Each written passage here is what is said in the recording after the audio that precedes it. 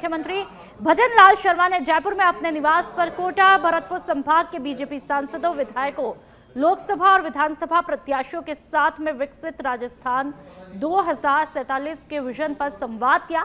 इस दौरान उन्होंने विकास योजनाओं, लोक कल्याणकारी योजनाओं के प्रभावी क्रियान्वयन और बजट घोषणाओं की प्रगति पर भी चर्चा की।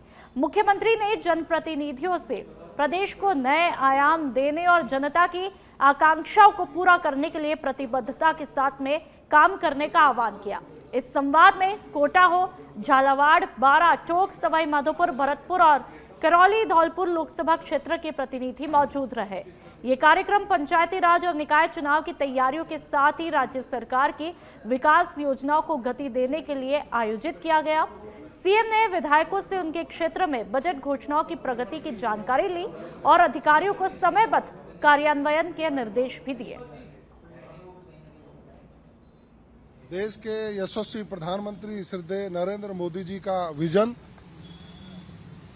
विकसित भारत 2047 में हो और राजस्थान की उसमें अहम भूमिका हो, इसके लिए जो 1.5 वर्षों में जो बजटीय प्रावधान किए गए हैं उनको धरातल पर लाकर के उनकी जल्दी निर्माण कार्य पूरे हों, काम पूरे हों, जनता के सदुपयोग में आए। हम सब लोग मिलजुल कर विकसित राजस्थान के संकल्प को पूरा करें, यही उनका विजन है। यही हमें पूछा गया क्षेत्रों में क्या क्या काम अभी और पेंडिंग है, उनको गति देनी है और जनता के प्रति जवाबदेह होकर के जनप्रतिनिधि हमेशा काम करे, ये हमारी संकल्प। और उसमें जिस तरह से इस 2 बजट में सरकार के द्वारा जो विकास के काम करवाए गए हैं उनकी क्रियान्विति जल्दी से जल्दी हो। अगर किसी प्रकार की कोई स्वीकृति फाइनेंशियल नहीं निकली हो, कोई कारण है, तो उस पर फीडबैक लिया गया है ताकि वो तुरंत निकले। और बजट की क्रियान्विति महत्वपूर्ण है और उसकी 100% स्वीकृतियां निकल करके धरातल पर काम हो ताकि कार्यकर्ताओं में एक मैसेज जाए। और उसके साथ साथ आने वाले समय में जो चुनौतियां हैं उनका हमें सामना करना है। जिस तरह से विपक्ष कोई नैरेटिव बना रहा है, गलत मुद्दों के आधार पर उनका सामना करना है। और आने वाले समय में भारतीय जनता पार्टी के कार्यकर्ताओं को भी किस तरह से समन्वय करके और उनके साथ एक सामंजस्य स्थापित किया जाए ताकि उसकी संतुष्टि हो। आम जन, एक मुख्यमंत्री जी का कहना है कि हमारे जो मंत्री हैं वो जन सुनवाई करें, उसके माध्यम से जो भी जनता की समस्याएं उनके सामने आती है उनका निराकरण करने के लिए 100% प्रयास। हमारे जो बहुत सारी घोषणाएं कोटा शहर में हुई जो अभी प्रक्रियाधीन है उनको लेकर उन्हें अवगत कराया, जो उनकी वर्तमान स्थिति थी उससे अवगत कराया। हमारी लगभग 80% जो है धरातल पर हमारी जो घोषणाएं माननीय मुख्यमंत्री जी ने बजट घोषणाएं की थी, चाहे वो कोटा शहर में मथुराधीश जी कॉरिडोर हो, मिनी सचिवालय का निर्माण का विषय हो, टेक्निकल हमारी स्किल इंस्टीट्यूट का विषय हो, अथवा नवीन कारागृह स्थापित करने का विषय हो। कोटा में पर्यटन को लेकर उनसे चर्चा हुई है और साथ ही जो कोटा में नया औद्योगिक कॉरिडोर बनने वाला है, टॉय पार्क बनने वाला है, इन सारी चीजों को लेकर उनसे। बढ़ते हैं आगे, मुख्यमंत्री का सांसद, विधायक और प्रत्याशियों से संवाद चल रहा है। बीजेपी नेता राजेंद्र राठौड़ और अशोक परनामी की पत्रकार वार्ता में कहा कि गरीबी मुक्त राजस्थान के लक्ष्य के लिए योजना बनाई गई है। उन्होंने ये बातें पत्रकार वार्ता के दौरान कही। 5000 गांवों को बीपीएल से मुक्त करने के लिए योजना बनाई गई। 1.5 वर्ष बनाम 5 वर्ष की बहस छिड़ी है राजस्थान में। हमने महज 1.5 साल में उतने काम किए जितने ये 5 साल में कांग्रेस नहीं कर पाई। पीएम मोदी के जन्मदिन पर सेवा पखवाड़ा भी चलेगा। सेवा के अलग अलग काम होंगे। सरदार वल्लभ भाई पटेल की जयंती पर 150 किलोमीटर की यात्रा भी निकलेगी। खाद और फर्टिलाइजर पर पूरी उपलब्धता रहे, इस पर भी चर्चा की गई है। राजस्थान की जनता की सेवा में हम कोई कोर कसर नहीं छोड़ेंगे। जितने भी विधायक हैं सभी अपनी विधानसभा में सभी सरकारी विद्यालयों को अच्छे से जांच करें।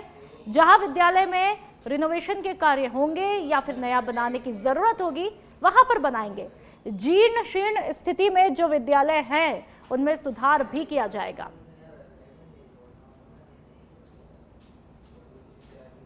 माननीय मुख्यमंत्री जी ने एक नवाचार किया है।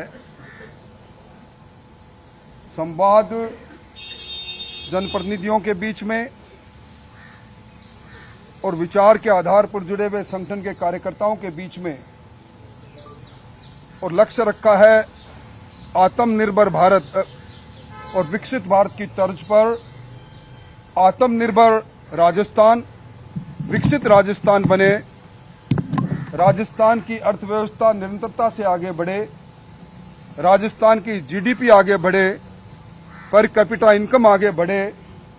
और इस सब के लिए हमारे संगठन का ध्येय वाक्य है कि संगठन एक राजनीतिक नहीं, संगठन एक सेवा का माध्यम भी है। दोनों के बीच में समन्वय करके इस बात को आगे बढ़ाने का काम हुआ। आज जहां एक और भारतीय जनता पार्टी ने लक्ष्य रखा है हर बूथ पर भारतीय जनता पार्टी की इकाई, वो इकाई बूथ से लेकर मंडल और जिला और प्रदेश की इकाइयों के गठन पर चर्चा हुई और सबने सराहा कि हमारे सारी इकाइयां बिल्कुल अच्छी तरह गठित हो गई।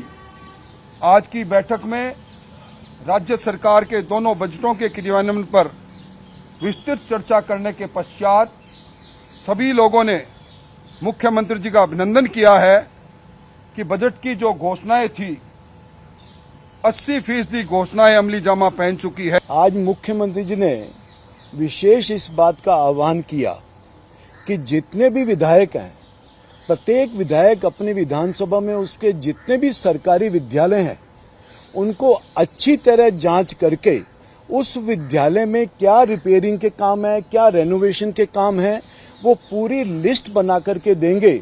और जितने भी इस प्रकार के विद्यालय हैं उन सभी विद्यालयों को रेनोवेट किया जाएगा। जहां पर नए कमरे बनाने हैं वहां नए कमरे बनाए जाएंगे, जहां नए विद्यालय बनाने की आवश्यकता पड़ेगी वहां पे नए विद्यालय बनाए जाएंगे। और जितने भी जीर्ण शीर्ण हालत में जो विद्यालय होंगे उनको भी सही करने का काम करेंगे। और बहुत ही प्रसन्नता की बात है कि अभी मुख्यमंत्री जी दिल्ली गए थे तो उन्होंने मंत्री धर्मेंद्र प्रधान जी से बात करके वहां से भी बहुत अच्छा अमाउंट इन विद्यालयों के रख रखाव के लिए भी लेकर के आए हैं। और मैं समझता हूं पूरे राजस्थान प्रदेश में एक भी विद्यालय ऐसा नहीं बचेगा जो जीर्ण शीर्ण हालत में होगा। जैसा कि राजेंद्र जी ने बताया कि सरकार और संगठन दोनों मिलकर के इस राजस्थान प्रदेश का विकास करेंगे, राजस्थान प्रदेश को विकसित प्रदेश बनाएंगे, राजस्थान प्रदेश को एक आत्मनिर्भर प्रदेश बनाने का काम करेंगे। चाहे वो रोजगार के क्षेत्र में हो, चाहे वो पानी के क्षेत्र में हो, चाहे वो ऊर्जा के क्षेत्र में हो, चाहे राइजिंग राजस्थान के माध्यम से औद्योगिकरण की बात हो, हर दिशा में, चाहे वो किसान वर्ग हो, हर वर्ग को हम आगे लेकर के जाएंगे और राजस्थान प्रदेश का हम विकास करेंगे। और चलिए, कृषि मंत्री डॉक्टर किरोड़ी लाल मीणा का बड़ा बयान आया है। मंत्रियों के विधायकों की बात ना सुने जाने के सवाल पर कहा ये दुर्भाग्यपूर्ण है। मैं तो पूरी कोशिश करता हूं कि विधायकों की बात सुनो, फिर भी ऐसा होता है तो विधायकों से माफी वो मांगेंगे। ऐसा कृषि मंत्री किरोड़ी लाल मीणा कहते हैं कि दुर्भाग्यपूर्ण है। मैं तो पूरी कोशिश करता हूं कि विधायकों की बात सुनूं। यदि फिर भी ऐसा कुछ लगता है कि मैं बात नहीं सुनता हूं तो विधायकों से माफी मांगेंगे। ये बात कृषि मंत्री डॉक्टर किरोड़ी लाल मीणा के द्वारा कही जाती है, जो लगातार अपने बयानों को लेकर के सुर्खियों में रहते हैं, लगातार अपने अंदाज को लेकर के सुर्खियों में रहते हैं, अपने एक्शंस को लेकर के सुर्खियों में रहते हैं। और ऐसे में उनका ये बयान काफी महत्वपूर्ण है। जाने के बाद ही पता लगेगा। और मंत्री नहीं सुन रहे, ये दुर्भाग्यपूर्ण है। मंत्रियों को सुनना चाहिए। अब मैं तो सुनता हूँ, कहीं 10-20% गलती हो जाती है तो एमएलए साहबान से उनको संतुष्ट करेंगे, माफी मांगेंगे। ये तो वहां से जाने के बाद ही पता लगेगा। और मंत्री नहीं सुन रहे, ये दुर्भाग्यपूर्ण है। मंत्रियों को सुनना चाहिए। अब मैं तो सुनता हूँ, कहीं 10-20% गलती हो जाती है तो एमएलए साहबान से उनको संतुष्ट करेंगे, माफी मांगेंगे। और चलिए बढ़ते आगे। उप मुख्यमंत्री दिया कुमारी ने जयपुर में अपने सिविल लाइंस स्थित आवास पर जन सुनवाई की। इस दौरान प्रदेश भर से सैकड़ों लोग अपनी समस्याएं लेकर पहुंचते हैं, जिनमें पेयजल, बिजली, राजस्व और अन्य मुद्दों से संबंधित शिकायतें शामिल थी। दिया कुमारी ने कई समस्याओं का मौके पर ही निस्तारण किया। जन सुनवाई के दौरान उन्होंने सच बेधड़क के साथ में खास बातचीत भी की।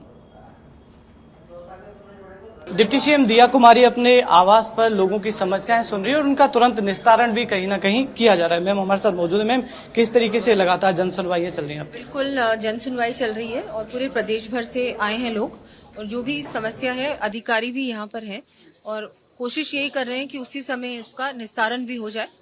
और रेगुलरली सभी लोग कर रहे हैं, सभी मंत्री, मुख्यमंत्री जी सभी जन सुनवाई करते हैं रेगुलरली। उससे बहुत फर्क पड़ता है और मुझे लगता है कि जनता को भी इतना विश्वास है हम लोगों पर, इसलिए वो लोग दूर दूर से आते भी हैं और उनको लगता भी है कि नहीं, यहाँ पर हम आएंगे तो सुनवाई भी होगी और उसका निस्तारण भी होगा समय पर। किस तरीके की समस्याएं अभी लोगों की ज्यादातर आ रही है? बहुत सारी समस्याएं हैं, कुछ लैंड रिलेटेड समस्याएं हैं, कुछ पर्सनल इश्यूज हैं, कुछ रोड्स की है, कुछ अलग अलग डिपार्टमेंट्स की हैं, कुछ जयपुर से जो है उनकी तो अलग अलग डिपार्टमेंट्स जो जयपुर से संबंधित हैं उनकी हैं। मैम, सड़कों का निरीक्षण करने के लिए तो आप खुद इन दिनों जा रही हैं? बिल्कुल मैं जा रही हूँ और ये भी खुशी की बात है, बहुत सारे जो आए हैं वो आभार पत्र भी लेके आए हैं कि हमारा काम हो गया। तो मुझे लगता है कि अगर आप 100 लोगों से भी रोज मिलो या हफ्ते में 3 या 4 बार जब जन सुनवाई होती है उस समय, और उसके बाद अगर इनमें से 10% या 20% का भी काम होता है, फिर बाकी जो दूसरे आते हैं, ऐसे कम से कम काम तो होगा ना लोगों का। नहीं तो काम ही नहीं होता। कौन मंत्री मिलते, कौन मुख्यमंत्री मिलते हैं जनता से? इससे पहले तो बहुत कम होता था। तो ये एक बहुत अच्छा चल गया है, बहुत अच्छी परंपरा है जो शुरू की है मुख्यमंत्री जी ने और हम सब लोग इसमें जुड़े हैं जी। पर्यटक चलिए, ये थी हमारे साथ डिप्टी सीएम दिया कुमारी जी, जिनका साफ तौर पर कहना है कि भाई जो लोगों की समस्याएं हैं उनका समय पर जो है वो निस्तारण किया जा रहा है। और कहीं ना कहीं ये देखिए, ये एक भीड़ जो है वो मैं दिखाने की कोशिश करूंगा लोगों की, जो है जो लोग समस्या लेकर यहाँ पर डिप्टी सीएम दिया कुमारी के जो सिविल लाइन हाउस है उस पर जो है वो पहुंचते हैं। तो कहीं ना कहीं लोगों की समस्याएं जो है वो सुनी जा रही है, तभी जो है इनकी जो जन सुनवाई में पहुंचने वाले लोग हैं उनकी संख्या जो है वो लगातार बढ़ती जा रही है। कैमरा पर्सन हरीश के साथ निरंजन चौधरी, सच बेधड़क, जयपुर। बढ़ते हैं आगे। पूर्व मुख्यमंत्री अशोक गहलोत ने आज पीसीसी मुख्यालय में प्रेस कॉन्फ्रेंस करके केंद्र और राज्य सरकार पर जमकर हमला बोला। गहलोत ने कहा कि देश को कांग्रेस की जरूरत है और कांग्रेस के एकजुट होने से ही देश मजबूत भी होगा। उन्होंने गृह मंत्री अमित शाह पर निशाना साधा और कहा कि राहुल गांधी की यात्रा शुरू होते ही नया कानून लाना उनकी नकारात्मक सोच को दर्शाता है। गहलोत ने पूर्व उपराष्ट्रपति जगदीप धनखड़ के अचानक इस्तीफे पर भी सवाल उठाए और इसे दबाव की राजनीति बताया। साथ ही पचपदरा रिफाइनरी परियोजना को बर्बाद करने का सरकार पर आरोप भी लगाया। चल रहे थे, दुमका ले आ गया, वो भी खत्म ही नहीं हुआ है। राजस्थान का उपराष्ट्रपति धनखड़ साहब रहने वाले यहाँ के, पूरा राजस्थान चिंतित है। वो चिंता तुम भी करो, अब तुम नहीं बात लेके आगे, ये तो निपटते रहेंगे चुनाव चलता रहे जब तक। मेन बात करो धनखड़ साहब कहाँ है और धनखड़ साहब को कब प्रकट करोगे? हम जाके मिलना चाहते हैं, मैं मिलना चाहता हूँ। मैंने टेलीफोन किए 2-3 बार, मैंने नहीं किए, कई नेताओं ने टेलीफोन किए जो उनको जानते हैं, हमारे अच्छे संबंध रहे उनसे। कभी शिविर राग में सुन रहा था, पढ़ता हूँ, वो क्या मैंने कई फोन किया थे, मेरे अच्छे मित्र थे, कोई जवाब नहीं आ रहा है। तो क्या चिंता नहीं होनी चाहिए देश को? और प्रदेशवासियों को ज्यादा चिंता होनी चाहिए। कांग्रेस की तरफ से निकाली जा रही वोटर अधिकार यात्रा को लेकर बीजेपी ने अपना निशाना साधा है। पीएचडी मंत्री यानी कि कन्हैया लाल चौधरी ने कांग्रेस पर आरोप लगाया कि उनके पास कोई मुद्दे ही नहीं है और अब इस यात्रा के मुद्दे को ही वो विधानसभा सत्र में उठाएंगे। वो उनकी मानसिकता जिस तरह से पूरे देश के अंदर अराजकता फैलाने की है, जब आप लोगों ने देखा कि चुनाव आयोग कह रहा है कि अगर हमने कोई गलती करी है, किसी का गलत नाम काटा है, किसी का गलत नाम जोड़ा है, आप एफिडेविट दो, वो कहते हैं कि न एफिडेविट देना चाहते हैं न माफी मांगना चाहते हैं। तो वो उनका एक वातावरण को पूरे देश के अंदर, जो आज हमारा देश की जो छवि बनी है, आज हमारे देश विश्व के अंदर जो चौथी ताकत बन के उभरा है, उनको सबको नष्ट करने के लिए पूरे उन्हें ताकतों के साथ मिलते हुए काम कर रहे हैं। तो वही पोजीशन यहाँ वाले करते हैं। और ये आप जब हमारा संसद या हमारी जो विधानसभा चलेगी जिसमें आप लोग देख लेंगे। बढ़ते हैं आगे। प्रदेश कांग्रेस अध्यक्ष गोविंद सिंह डोटासरा और नेता प्रतिपक्ष टीकाराम जूली ने भजनलाल सरकार पर बड़ा हमला बोला है। उन्होंने आरोप लगाते हुए कहा कि आरएसएस को खुश करने के लिए 3000 प्रिंसिपलों के तबादलों की सूची तैयार है, जो कि जल्द जारी होगी। उन्होंने ये भी कहा कि मुख्यमंत्री और शिक्षा मंत्री राजनीतिक द्वेष से फैसले ले रही है। डैमेज कंट्रोल के लिए सांसद विधायकों से संवाद मात्र दिखावा है सिर्फ। जूली और डोटासरा ने यह भी कहा कि 1 सितंबर से शुरू होने वाले विधानसभा सत्र में कांग्रेस सरकार को घेरने जा रही है, तो वही अतिवृष्टि, पंचायत चुनाव और स्कूलों की बदहाली जैसे मुद्दों पर सरकार को कटघरे में खड़ा भी किया जाएगा। मुख्यमंत्री जी के लिए राजस्थान की जनता की परेशानी सुनने के अलावा सबके लिए टाइम है। वो किसी से भी बात कर सकते हैं। वो 3-3 दिन क्या बल्कि 4-5 दिन तक तो रक्षाबंधन पे राखियां बंधवा सकते हैं। जब वहाँ राखियां बंधवा रहे थे, उसी समय राजस्थान के कई जिलों के अंदर बच्चियों के साथ बलात्कार हो रहे थे। कल ही जयपुर के अंदर बलात्कार हुआ है। ये हालत प्रदेश की कानून व्यवस्था की है। दिखावे की ये लोग राजनीति कर रहे हैं। आज हम इनसे बात करेंगे जब सत्र शुरू होगा कि किस प्रकार से रोजाना स्कूल जो है गिरने लग रहे हैं और आप उस पर कोई कार्रवाई नहीं कर रहे हो। आपकी क्या प्लानिंग है? कल कैबिनेट की जो ब्रीफिंग थी उसमें आप कह रहे थे कि 3200 करोड़ रुपए हम भारत मंडपम में खर्च करेंगे। अरे 3200 करोड़ रुपए इन बच्चों के लिए आप खर्च करते जो बिल्डिंगें जर्जर हो रही है। पहला ऐसा राज्य देखा है जो बरसात होते ही स्कूल की छुट्टियां कर देता है। मजाक बना दिया राजस्थान के अंदर कि बरसात होते ही बच्चे सोचते हैं कल की छुट्टी है। रोजाना कलेक्टर्स के आदेश निकल रहे हैं, जयपुर में चले जाओ, आप अलवर में चले जाओ, कोटा में चले जाओ, बूंदी में चले जाओ, झालावाड़ में चले जाओ। मजाक बना दिया एजुकेशन का, यानी बरसात होते ही छुट्टियां कर दो।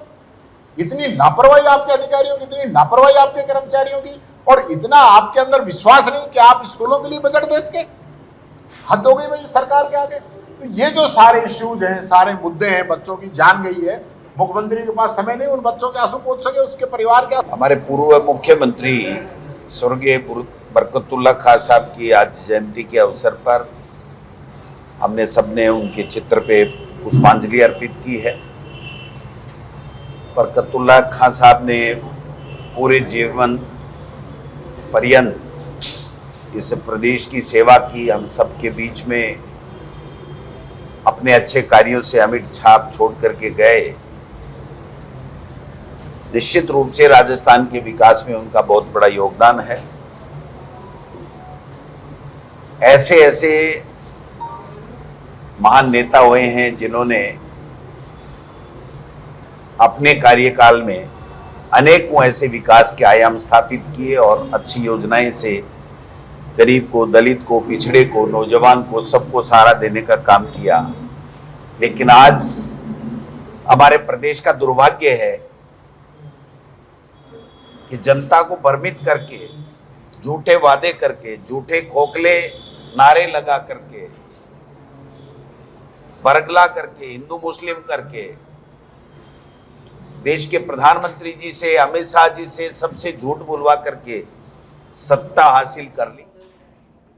और चलिए अब दौसा की बात करेंगे, जहां पर तहसीलदार और अधिवक्ताओं के बीच में गतिरोध खत्म हुआ है। अधिवक्ता और प्रशासन के बीच में वार्ता सफल रही। तहसीलदार और अधिवक्ताओं की मांगों पर सहमति भी बन चुकी है। कलेक्टर की अगुवाई में तहसीलदार और अधिवक्ताओं की बैठक आयोजित हुई। कल से काम पर लौटेंगे जिले के अधिवक्ता और राजस्व कार्मिक। स्टे ऑर्डर को लेकर के तहसीलदार और अधिवक्ताओं के बीच में झगड़ा विवाद हुआ था। गतिरोध बना हुआ था, जिसमें कि तहसीलदार, कई यूनियंस, तहसीलदार संघ, प्रदेश स्तरीय पटवार संघ, कानूनी संघ, बार की तरफ से अगर मैं बात करूं तो लालसू bar association, Dausa bar association और जयपुर बार एसोसिएशन सब इन्वॉल्व थे।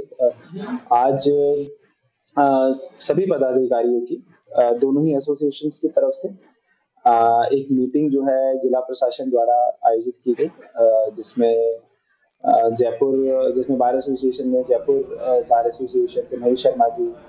देश भर के बच्चों को पढ़ाई के बोझ और मानसिक तनाव से मुक्त कराने के लिए ब्रेन स्कूल फाउंडेशन ने राष्ट्रीय अभियान की शुरुआत की है। बच्चों को तनाव नहीं, उड़ान चाहिए अभियान का नेतृत्व निदेशक और मनोचिकित्सक महिमा जैन और मेमोरी साइंस विशेषज्ञ जयेश भट्ट कर रहे हैं। उनका कहना है कि शिक्षा सिर्फ अंकों तक सीमित ना होकर के आत्मविश्वास और मानसिक स्वास्थ्य से जुड़नी चाहिए। मेमोरी साइंस तकनीक से बच्चे आसानी से पढ़ाई को मजेदार तरीके से याद कर पाएंगे और इसको लेकर के देश भर में वर्कशॉप, शिक्षक प्रशिक्षण और अवेयरनेस प्रोग्राम भी चलाए जाएंगे। बच्चों को तनाव नहीं, उड़ान चाहिए, इस अभियान का आगाज हो चुका है। मेमोरी साइंस तकनीक के बारे में इसके तहत तमाम तरह की जानकारी स्टूडेंट्स को दी जा रही है, बच्चों को दी जा रही है, जिसका उद्देश्य बच्चों को तनाव मुक्त रखना है। और चलिए अब खबर जयपुर से। राष्ट्रीय शिक्षक पुरस्कार 2025 की सूची जारी की गई है। इस बार राजस्थान के एक ही शिक्षक को पुरस्कार मिलेगा। टपुकड़ा खैरथल तिजारा की शिक्षिका नीलम यादव को पुरस्कार मिलेगा। पिछले साल प्रदेश के 2 शिक्षकों को यह पुरस्कार दिया था और देश के कुल 45 शिक्षकों के नाम की सूची जारी की है। शिक्षा मंत्रालय भारत सरकार की तरफ से ये सूची जारी की गई है। तो बहुत ही अच्छी खबर है। राष्ट्रीय शिक्षक पुरस्कार 2025 की सूची जारी की गई है और इसके तहत सिर्फ एक ही शिक्षक को पुरस्कार दिया जाएगा।